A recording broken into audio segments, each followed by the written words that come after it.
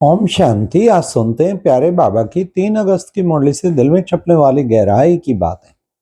आज की मुरली में बाबा का बड़ा सुंदर गीत था, हमें उन राह पर चलना है जहां गिरना और संभलना है। इसका मतलब ये नहीं कि गिरते रहो, घड़ी घड़ी घड़ी घड़ी गिरते रहो। अगर घड़ी घड़ी गिरेंगे तो अंत में भी गिर जाएंगे। हाँ, थोड़ा ना थोड़ा अवस्था हल्की होती, फिर ऊपर चढ़ जाओ, फिर ऊपर चढ़ना ज्यादा हो और गिरना बहुत नीचे गिर जाना, विकारों में गिरना महापाप। थोड़ा संकल्प आया, फिर संभाल लिया आपने। आज बाबा ने कितना अच्छा कहा, विकार में गिरने वाले का मुंह पीला हो जाता।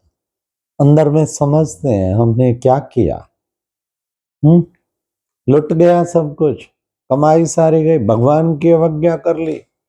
हाँ, तो सोचो जरा, फिर ऐसा कर्म क्यों करते। संकल्प आते ही कांप जाना चाहिए, नहीं नहीं नहीं नहीं नहीं नहीं, इसके तो निकट नहीं लगना। महा महा महा दुश्मन। क्यों बाबा आज भी कहा, काम महाशत्रु। क्रोध सेकंड नंबर, पहला काम महाशत्रु।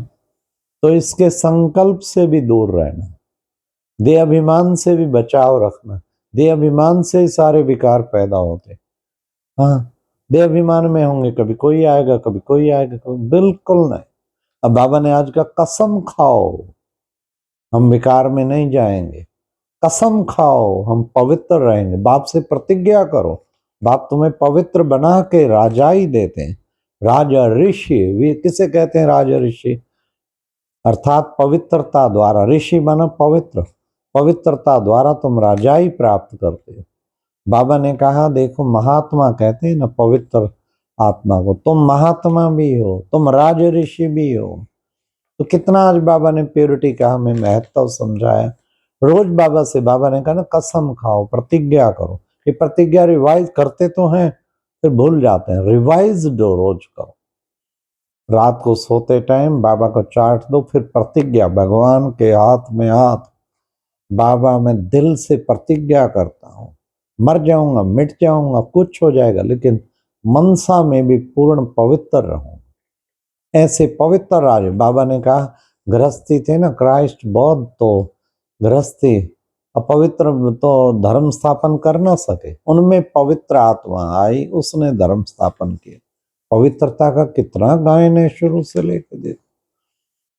आज बाबा ने कहा एक्टर्स एक्टर्स हो के इस ड्रामा के आदि मध्य अंत को न जाने तो क्या एक्टर ठहरा। इसलिए इस ड्रामा के आदि मध्य अंत का ज्ञान आके बाप तुम बच्चों को देते हैं। फिर बाबा ने कितना सुंदर बताया कि बच्चे ये जो महल आदि कहाँ गए, मंदिर तो लूट गए, महल कहाँ गए। बाबा ने कहा महल जो है द्वापर में फिर अर्थक्वेक होती सब नीचे चले जाते।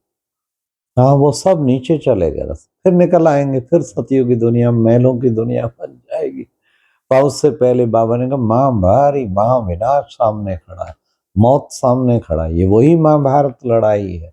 अर्थक्वेक होगी, उसमें तो बच्चे लाखों अनगिनत मारे जाएंगे, बचेगा ही नहीं कोई। तो बाबा ने कहा देखो निराकार है ना शिव बाबा, ये है तुम्हारा पिता, ये तुम्हें बैठ के अभी पढ़ाते हैं। इस ब्रह्मा के तन में आके तुम बच्चों को बैठ के पढ़ाते हैं। तुम बच्चों को फिर औरों को समझाना है। क्या समझाना है? उनसे प्रश्न पूछो। गीता का भगवान कौन?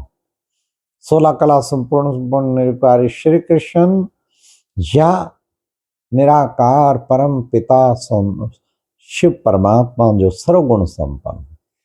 तो बाबा ने कहा पूछो और फिर उनको समझाओ।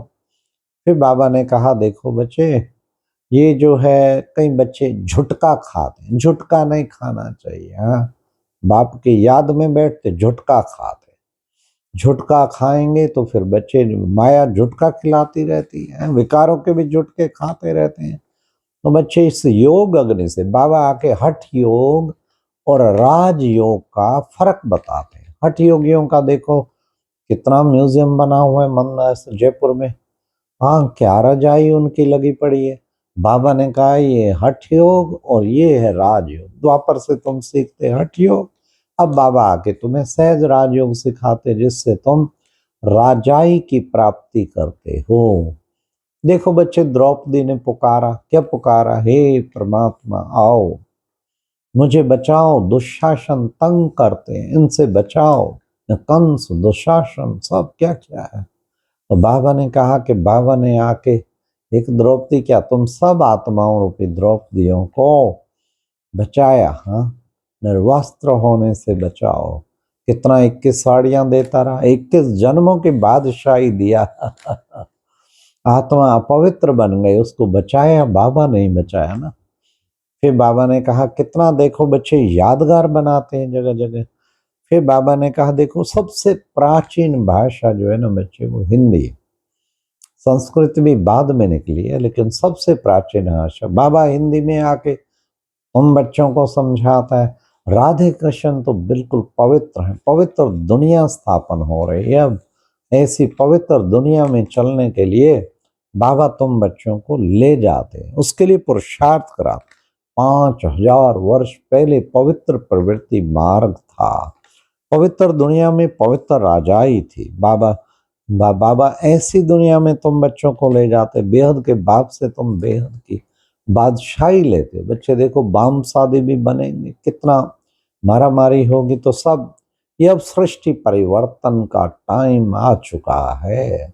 अब सृष्टि परिवर्तन होती है।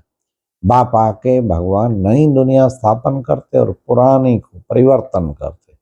फिर बाबा ने कहा अच्छा घूमो फिरो, खाओ पिरो, कितना भी तुम्हारे पास अगर पैसा है किस लिए है? हाँ, सिर्फ बाप को याद करो, कुछ भी करो तुम सिर्फ बाप को याद करो। लेकिन तुम योग बल से ही विश्व के मालिक बनते हो। याद के बल से विश्व का मालिक बनना, तुम्हारा साइलेंस बल गाया हुआ है, वो है साइंस का बल। ये है तुम्हारा साइलेंस का बल। तो तुम साइलेंस बल से नई दुनिया स्थापन कर देते हो। देखो बच्चे, सिख लोग भी कंगन बांधते और हिंदू जनेऊ बांध पहनते, तो ये बच्चे पवित्रता के निशानी है ना। तो ये पवित्रता के निशानी है। जयपुर में कितना दिखाते हैं हठ योगियों का निश। तो बाबा ने कहा ज्ञान बगैर तुम्हारी सदगति हो ना सके, इसलिए मौत सिर पे खड़ा है। तुम्हारे बच्चों को अच्छी तरह से पुरुषार्थ करना है, पुरुषार्थ में किसी प्रकार की कमी ना हो। फिर बाबा ने कहा देखो बच्चे, आंखें खोलकर तुम बच्चों को सुनना है, झुटके नहीं खाते रहना। ये 5 विकारों के झुटके कहो, घुटके कहो, बेहद का नाटक पूरा 5000 वर्ष चलता है। बड़े से बड़ा काम का कांटा फिर है क्रोध का कांटा। आज बाबा ने वरदान में कहा अलौकिक अलौकिक खेल और खिलौनों से खेलते हुए सदा शक्तिशाली बनने वाले अचल अडोल भाव। बाबा ने कहा एक परिस्थितियां है ना, ये है खिलौने। इनसे खेलो अच्छी तरह, खेल खिलाड़ी खेल, हंस हंस के खेल। चिंता की कोई बात नहीं, तुम्हारी हार नहीं होगी। तुम पहले भी पहले भी विजयी विश्व महाराजन बने थे, अब भी बनोगे। इसलिए इन परिस्थितियां कितनी भी आए घबराओ नहीं, अच्छी तरह जम के खिलाड़ी बन के खेल खेलो। तो बाबा ने कहा अलौकिक खेल और खिलौने से खेलते हुए सदा शक्तिशाली बनने वाले ऐसे अचल अडोल अंगत की तरह कोई तुम्हारा पैर हिला ना सके, ऐसे अचल अडोल हो। ये नहीं कि छोटी छोटी बातों में हाँ छुई मुई हो जाना, फिर अवस्था ऊपर नीचे हो जाना, ये कभी नहीं होना चाहिए। आज की मुरली में फिर स्लोगन था, कोई भी संसार समाचार सुनाना, यह भी स्वयं में किचड़ा जमा करना। मम्मा कहती थी ऐसार का समाचार, ऐसार संसार का क्या समाचार सुनो। चलो जीके के लिए मुख्य हेडलाइन सुनो बस, पर टू मच उसके डिटेल में बैठे रहते, सुनते रहते, गहराई में जाते तो क्या होगा। तो नीचे किचड़ा जमा करते जा रहे, चिंतन चलेगा तो फायदा क्या, फिर योग कैसे लगेगा। इसलिए बाबा कहते कि ना ही सुनो अच्छा है, मुझे तो एक बाबा ही के समाचार मिलते रहे और कोई समाचार चाहिए ही नहीं। अव्यक्त इशारा था, अपवित्रता के बीज को समाप्त कर स्वच्छ बनो, पवित्र बनो। तो बाबा ने कहा निरंतर याद करो, पुराने अशुद्ध संस्कार टच कर ना सके, ऐसा अंदर संकल्प करो, बाबा से प्रतिज्ञा करो। पूर्ण पवित्र रहना। तो अपवित्रता का संस्कार टच भी ना कर। अच्छा, ओम शांति। ये थी आज की मुरली से दिल में छुपने वाली गहराई की बात। ओम शांति।